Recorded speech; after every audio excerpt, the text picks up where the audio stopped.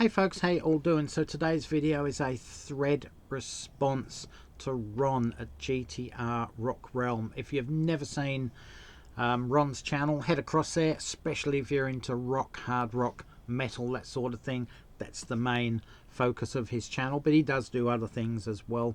He also does live streams on Sundays as well. So the idea of the thread is to celebrate his 48th birthday the other day. So happy birthday, mate. I think I put that in a comment of one of your videos yesterday as well. But anyway, he wants you to show 5 artists, and he wants you to show their 4th and 8th studio album. Simple, absolutely simple, really. 4 and 8 equals 48, which is his 48th birthday. So yeah, you can show it in any format. You can show them in cassette, compact disc, LP, a combination of all, whatever you want to. But let's just help Ron celebrate his 48th birthday by following on to this thread, shall we? So I thought, with Ron being a big hard rock metal guy, that I would bookend my 5 artists with hard rock artists. So we'll start off now. For you, Ron, first album goes back to 1976. It's the 4th album by Kiss. This was their breakthrough album, really. It's a masterclass of an album, absolute classic. It's got Beth is on it. That was the big hit, obviously. Detroit Rock City was the other big hit, I guess, because it was a double A-sided single. Full of absolutely classic songs: King of the Nighttime World, God of Thunder, Great Expectations, Flaming Youth, Sweet Pain, Shout It Out Loud, and of course Do You Love Me at the end. Absolute masterclass. They played, well, until they retired, they were playing at least half this album live constantly. And this album is obviously, you know, 49 years old now. 49 years old. So yeah, great album. We're going to round that out with their 8th album, which is basically a pop album, for want of a better choice. Unmasked from 1980.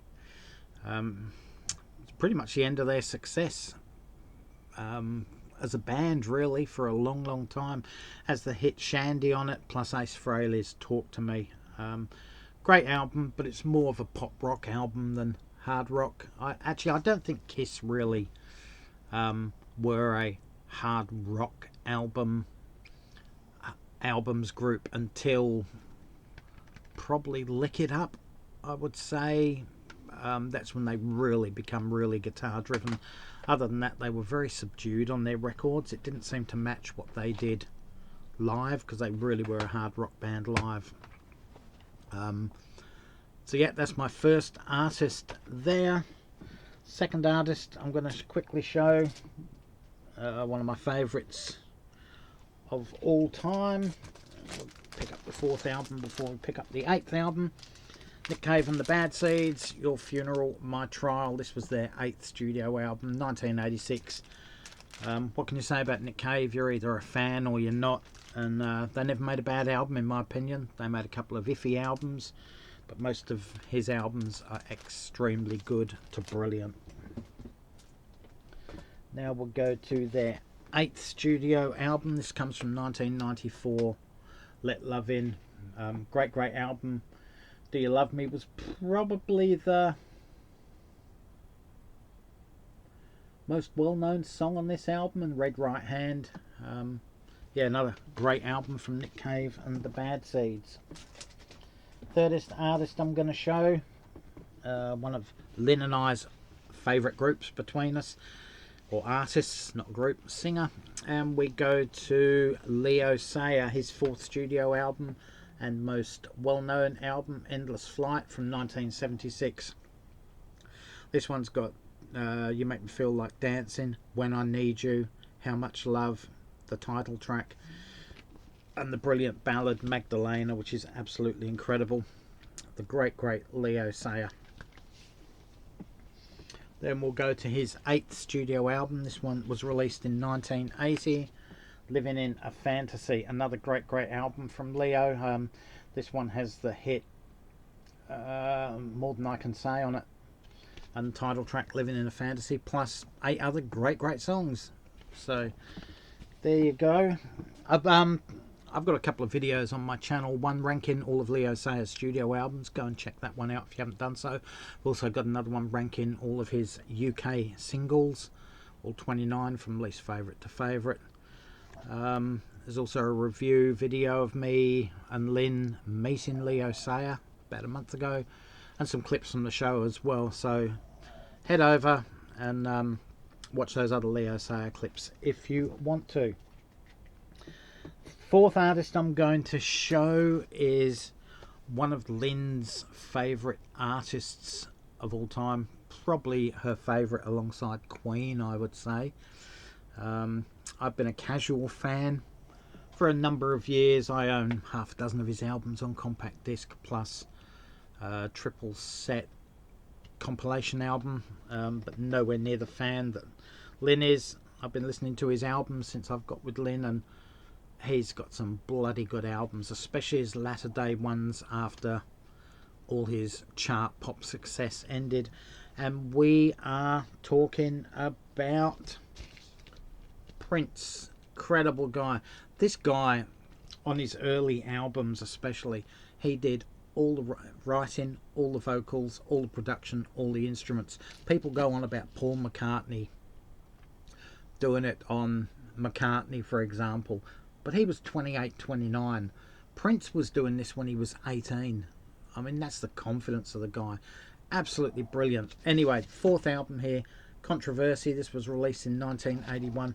Best track on here for me is the title track. It's like 7.5, almost 8 minutes long, the full-length version. Absolutely brilliant. But if you like funk slash rock slash R&B, yeah, you're going to love Prince and everything about him. Great, great artist. Then we move on to his 8th studio album, and that is Prince and the Revolution, Parade. This was released in 1986. The big hit off this one was Kiss. If you don't remember that, you might remember Tom Jones's cover several years later. But yeah, another good album by Prince. As I said, I prefer his latter day material. Finally, Ron, to bookend it all off for you, I think this may be one of your favourite artists. This album goes back to 1998 and is the brilliant Metallica with And Justice for All. I would say I probably own eight of their albums on compact disc. Yeah, just a great, great album. The title track is absolutely brilliant. One is absolutely brilliant. In fact, the whole album's brilliant. I usually find when I listen to a Metallica album, I go, oh yeah, that's my favourite album of all time by Metallica. And then I'll listen to another one and I'll go, oh no, this is my favourite. That's how good these guys are. It's hard to split their albums, especially their earlier 6 or 7 albums. Anyway, now we'll go to their 8th studio album, one that a lot of fans really don't like. This one goes to 2003, Saint Anger. I don't have a problem with this album. I do like this album. There are a couple of tracks I don't like on it. Sweet Amber and All Within My Hands. I just don't like those 2 tracks. But the rest of the album is very, very good in my opinion. To me, Metallica only made one bad album, and that's the one they did with Lou Reed. Other than that, all their albums are good to brilliant. So that's it.